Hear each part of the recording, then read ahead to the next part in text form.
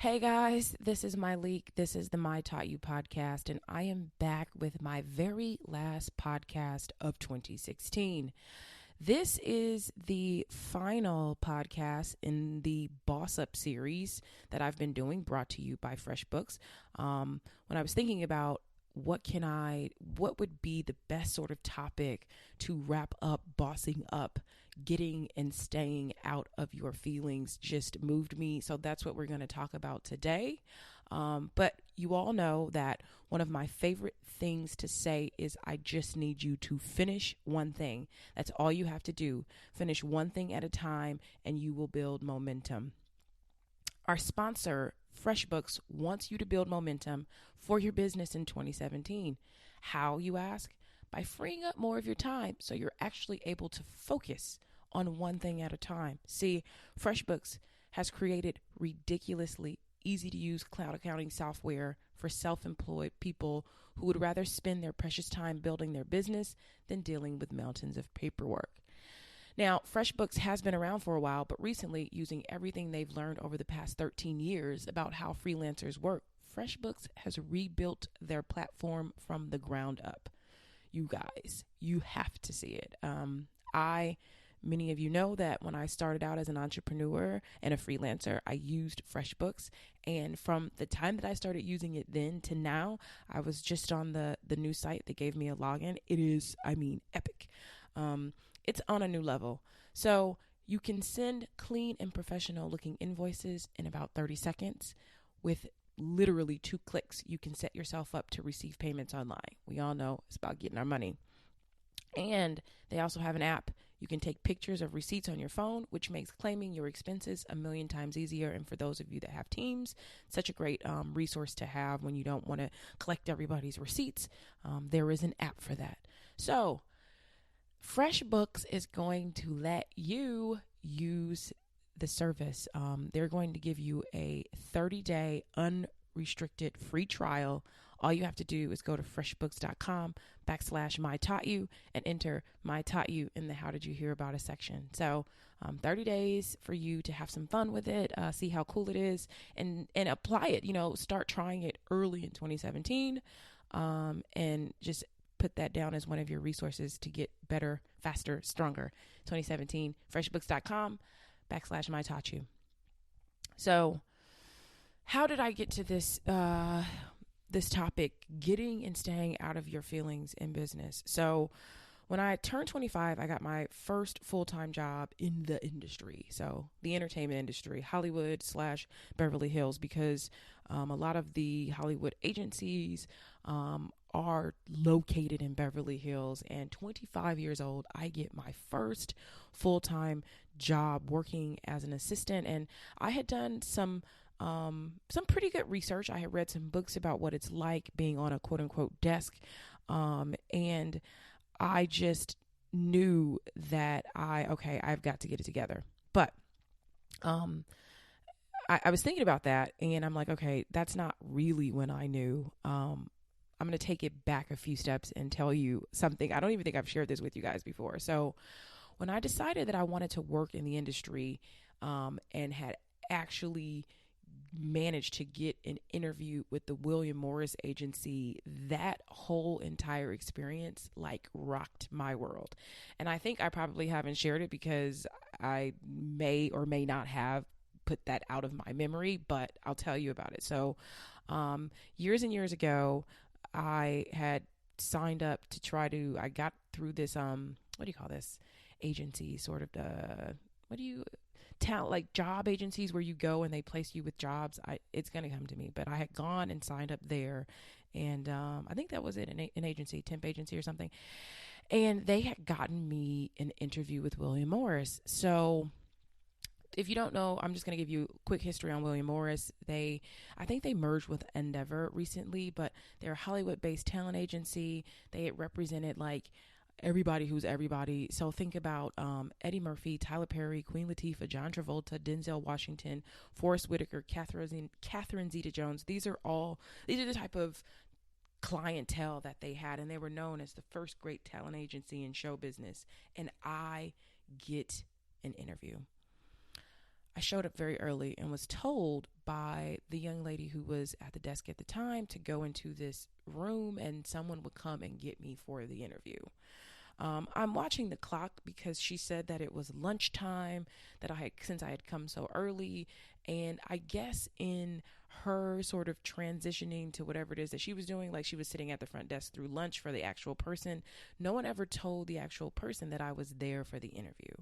So as time ticked by, I realized that it is now past the time that I'm supposed to be interviewed, though I have been here for like an hour.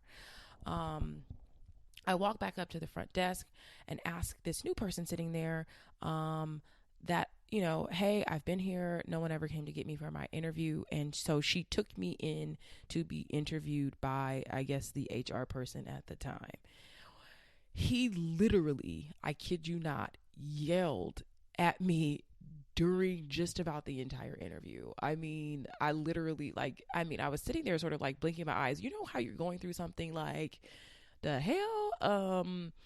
Really? But just sitting through it because there's a greater message in this for you, right? Like, I knew that I could have like walked out, like, you don't talk to me like that. But I was like, I don't know. I felt compelled to sit there because I felt like he literally is telling me something, but he was just, saying that who cares about who told you to sit somewhere when you realized it was your time to be interviewed and no one had gotten you before the time? You should have gotten up, walked out, let somebody know, like basically like stand up and fight for yourself if this is what you want. And for all intents and purposes, he was right. And he let me know, like, you're not getting a job here because we need people here who are going to, like, when they see time ticking by, not just like wait and be like, oh my God, time ticked by, or somebody told me to sit there, So it's like, I can't sit back and let someone tell me anything when it comes to my life and career. I should have just gotten up and double checked again, because when you're working for the top agency, that is what they expect. Noted. Like, that was the lesson I got. And I was changed forever by that. So that was the sort of like thing, we all have that thing that happens to us that changes us forever. That was the thing that happened to me that changed me forever. One of the biggest lessons I've had to learn as an entrepreneur was not to take things so personal. Not that you can't have any feelings about anything, and not that you have to be like, little miss nothing bothers me, but you have to learn to be focused on what it is that you're doing. Just because I sacrificed my whole entire life for this doesn't mean that the customer is supposed to feel that way when they purchase something from me, right? Like, it's very easy to get into our feelings because it's like, I've been working on this my whole life, or I've been working on this for 5 years. And you have to learn to separate that from what you're actually doing in business. And it is really hard not to feel that way. I will not go through this podcast and tell you anything different. But while difficult, always try to put yourself in your client or customer's shoes. That's always the first marker. So whenever I'm struggling with being in my feelings when I'm dealing with a client or a customer, I immediately try to put myself in their shoes. And when you do that, it's really, really easy to get clear about what the heck's going on. How would you feel if you spent this money and then got something damaged, or then you got subpar service? And so, right, wrong, or indifferent, apologize, solve the problem. And if you are too close to the product like me, you can just hire someone or someone's to handle this part of your business. So I have some scenarios that I want to talk you through, and this is for those who deal with the client portion of the business. I think at some point, even if you sell product, you still deal with like clients or vendors or people on your team. And so I've got some scenarios that I want to help you work through. Clients can be very frustrating, right? So let's talk about the client that doesn't ever really know what she wants, right? The client that doesn't ever really know what she wants, the best thing that you can do for that client is to get everything in writing and agreed upon. Um, because, if they don't really know what they want and you decide that you're going to do your thing, you are immediately setting yourself up for a situation. So talk with them, write things down. So whenever I have taught this to several people on my team, when you do a phone call with a vendor or a client or even a coworker and you're dealing with like very time sensitive sort of proprietary information, I prefer to get all of that stuff in writing. So if you do a phone call, the first thing I do when I hop off the phone is just to say, hey, Jackie, making up a name. Hey, Jackie, based on, just want to recap this afternoon's conversation. We discussed, January 31st is the due date for this, bulleted, we are going to give 2 weeks after that to turn it around and be approved by so and so, bulleted. Like I will just, because what I'm not going to do is deal with somebody saying they didn't understand, they misunderstood me. That's not what they thought. That is how you clear up all of those sort of misunderstandings and deal with a person who's not necessarily clear about the things that they want.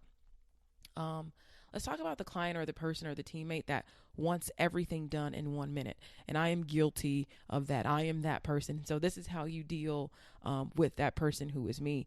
It is your job. I want you to know this, because I think that sometimes we think our job is our service or our talent. Oh, I do florals, so it's my job to do the florals. No, yes, and it is your job to educate them on exactly how long everything takes, and that you'll be sure that what you deliver will be worth the wait, right? So we already know that this is Little Miss Impatient, which I wouldn't say that I'm impatient, but I have my moments. But the way to deal with that person is to educate them on how long things take. So sort of we explain this to brands and clients when they are shipping product on their end before we reship it out. It's like, we need X amount of time to go through and count, check for damages. Things take time, and I think people don't really realize it. So when I ask for things months in advance, it's because I am giving myself a proper amount of time to count for something, find discrepancies, have those discrepancies replaced, so we're ready to go on our target, right? So there's nothing like people who wait till the last minute. What if I waited until the morning of my shipment to count and I realize I've got a box of damaged goods? Nothing can be done at this point, or it just makes me behind. So be very clear, educate people on how long everything takes, because most people don't know how long things take. Especially if they're not doing what you do. Let's talk about the client or the vendor or coworker that makes everything an emergency, right? Everything is an emergency. I remember when I used to work, when I was freelancing and doing PR work, it's like 911 on everything, phone blowing up and all of that. And what you want to do with the emergency type is establish a clear timeline and then meet all deadlines, right? So people who are like that, they need to see everything laid out in a timeline for them. So I do have someone that I work with, a client that I work with, who is very much like that, who is very much the 2 a.m. emailer. And I found this year, when I had someone on my team send her a very concise timeline, this is when we need this. This is how things work. This is when the box shipped. This is when this and that. Oh my God. It was just a really wonderful working relationship, because that's what that kind of person needs. You have to be able to show this kind of person that you're always on track, because that's what's important to them. So next is the client that wants to talk outside of business hours. When I first started, I wanted to be the person who was always available, because I felt like that's how I'm going to set myself apart from everyone, is I'm going to be there when no one's there. While that was a pretty decent idea starting out, I wouldn't say that you want to continue doing that as you progress professionally, because it's just not sustainable. And you will find that you have no life when you're dealing with things all times of day and night. So, you must establish your work hours at the initial meeting. I try to be very clear about that now that I am back in a sort of 9 to 5 scenario, because I work with companies that are 9 to 5, vendors that are 9 to 5. Everything is pretty much during the work day, but it's very important that you establish your work hours at the initial meeting, the initial setup, in the initial paperwork. These are the hours that my team are available for you. Um, if you're working on something and being paid a bunch to work around the clock, then do that. You know what I mean? If this is one of those sort of emergency scenarios that you took on and you're charging a grip because emergency scenarios cost money, then you do that. But if you are not, let them know what your hours are. Do not respond to emails in the middle of the night if you don't want to establish that sort of work rapport. You can train your clients to work on your schedule by working your butt off to the point that they trust that you're always working on their project, right? I don't have to call some of my contractors because I already know that they are working on it, because that's just how they are. So if I'm on an email chain with some of the people on my team that are contracted out to work with me, I've worked with them so long and they're always on it that I don't have to forward the email to them and say, hey, did you guys see this? I know that they saw it and I know that they're working on it. Last client I want to talk to you about is the client that has to run it by 150 people before it can be approved. You know that? Or oh, I have to let so-and-so know and this person know and I'll get back to you. So you have to force that person to agree to a contact person responsible for decisions. I'm working on a project now with an agency, and they can contact one person on my team for tech decisions that are approved. So everything just cannot go through me. I am too busy. So one person on my team can approve tech decisions. Some other business related things, someone else on my team can approve it. But anything with my name on it, anything that says my leak on it, has to be seen by me. So other things can go one way. The reason why I do that is because you really just don't have time to manage everything. And I just find that there are so few things that are unfixable. So giving the responsibility to someone else on my team allows for us to work faster. And if something happens and I don't really love it, then I just say, hey, let's just flip that because I like it. But I'm talking to you on both sides of the coin as the client in this scenario, because that's where I stand on this one. Is there are a lot of people on my team. Everything can't go through me. So make sure that you figure out who is the contact person if I want to make this decision. Figure out who else you can work with. Most people just want to be connected to the big boss because they feel good about that, but that's just not the fastest way to move. Sometimes people's assistants can approve a lot of different things, and so think about that. When you're doing that. But now I want to talk about being overly sensitive while you're working, right?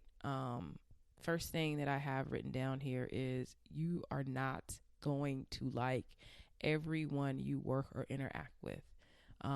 You're just not. You have to thicken your skin.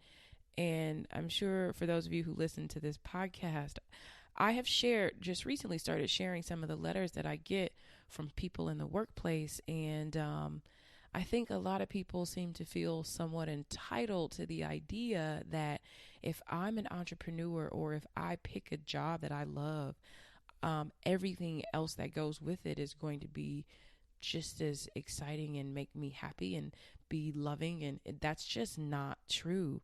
I learned really early in my career how to separate the work from the personal.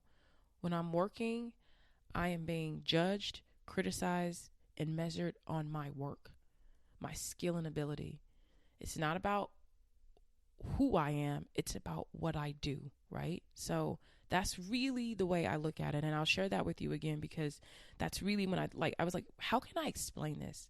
I said, I learned how to separate work from personal when I am working. So right now I am working. When I am doing any sort of work, I know that anything said to me, even on my Instagram, I'm being judged, criticized, and measured on my work, my skill, and my ability. Um, Anything anyone has to say to or about me while I'm working is not about who I am. It's about what I'm doing. So, keyword doing. In doing, there are going to be inevitable mistakes. Like, we should avoid making the same mistakes over and over, but when you're doing, you're going to make mistakes. And I always say mistakes are proof that you're trying. So there's a huge disparity between talking and doing, and my work is what I do.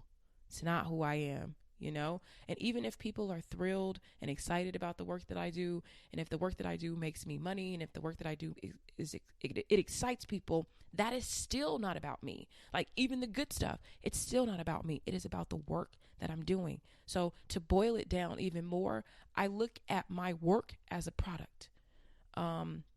How often have you purchased something that everyone loved only to find that you didn't like it, right? We all on Instagram. Everybody and their mother is rocking this particular lippy, or everybody's using this hair product, or everybody's using this particular kind of cell phone. And you get it and you don't like it. Does that make it bad in general? Nope. It just makes it bad to you. So the same thing goes for our work, our product. Somebody else may love what we're doing. And if they don't love it this time, we don't need to fall apart over it, right? So everything in life sort of applies that way. So if you're able to separate what you do and look at it as your product, and not who you are, and not be devastated as, oh my God, so and so doesn't like me. They don't like your product. You have not liked products too. So that's really how you have to look at it. So my final, like, the way that I go to bed every night is I ask myself, if someone's unhappy with something I've done, did I do my best? Was this my best? If I did my best, that's all I can offer. There is nothing else that I can do outside of my best. A lot of times when we get sensitive about being called out on something, is because we know it wasn't our best, right? You know, that time when you cut a corner, or you let one thing go, or you hoped people wouldn't notice and they notice, and then you get mad that they noticed. So in that point, just be honest with yourself. But if you did your absolute best, you couldn't really do anything more than that. So you can always ask for honest feedback in those scenarios, but you must be ready to receive it, right? I think honest feedback is something that I'm currently reading this book, The Road to Character, and it just talks about how our character is built on sort of always being ready to accept honest feedback. That's not the full premise, but that's sort of what I've gotten so far. So let me give you some tips for when your feelings get hurt, getting emotional, everything and everybody's getting the best of you. These are my tips for bossing up in these moments. We're going to get and stay out of our feelings. First thing I want you to do is think before reacting. That is the hardest thing to do, right? Somebody says something, somebody does something, you get an email, client says they're pissed. Stop and think. Do not react. And if you're proactive at all times, you don't even have to worry about ever reacting, right? But let's just say you're not proactive and your customers freak out. Think about it. Take a pause. If it's an email, client emails you, hot boots. Client texts you hot and angry. First thing I want you to do is pick up the phone. Because so much has the potential to go wrong in email and in text. So you got to just woman up or man up and pick up the phone and just start the apology if that's what you need to do, or schedule an in-person meeting. That's one of my favorite things to do when someone's not happy with something that I have done, is that it's always good when people can see your face and see sort of see your integrity, see how genuine you are. If you made a mistake, a true mistake, people need to see that. And so if you can, you pick up the phone, you schedule an in-person meeting, make sure that person sees your face, because you don't want to have them be angry and something that just went haywire or things got crazy. So think before reacting, take a pause. If it's email fallout, pick up the phone. Text fallout, pick up the phone. If you can, go in person, let them see your face so they get an opportunity to see that you really did mess up, and you messed up and that you're sorry. You got to learn how to separate criticism from insults. It's very hard, because when you have put your whole heart and soul into things, everything sounds like an insult. But criticism could be in, your timing, your delivery, client expectation, all things that we have to learn to manage and that we typically learn along the way. Sometimes, I think people might think this is terrible is an insult, but I don't see it as that. When someone's like, this is terrible, I think that's just how they've chose to criticize it. That's not an insult to you. It's not an insult to me. I wouldn't feel anything about that. Like, it's terrible to them because, something in my eye, my goodness. Because remember that if they say this is terrible, they're just talking about the work. They're not talking about your outfit, your clothing choices, your hairstyle, none of that. They are simply making a comment on the work, the product that you provide. And if you find yourself being sensitive about some things, ask yourself if you truly have room for improvement. And if you do, improve, because a lot of times we know there's room for improvement, but we don't necessarily know what to improve on. And unfortunately, our clients end up letting us know. You know what I mean? It's like, that's the way we find out. I'll promise you, as I was starting Curlbox, I knew I didn't have it all the way together, but I would have phone calls with different executives in different areas, and they would say, well, you know what you should be doing, or you know what you could do. And I had to just stop being intimidated and really just allow them to help me get better. Improving through criticism is how I got here. Also, something you want to do is always keep the big picture in mind.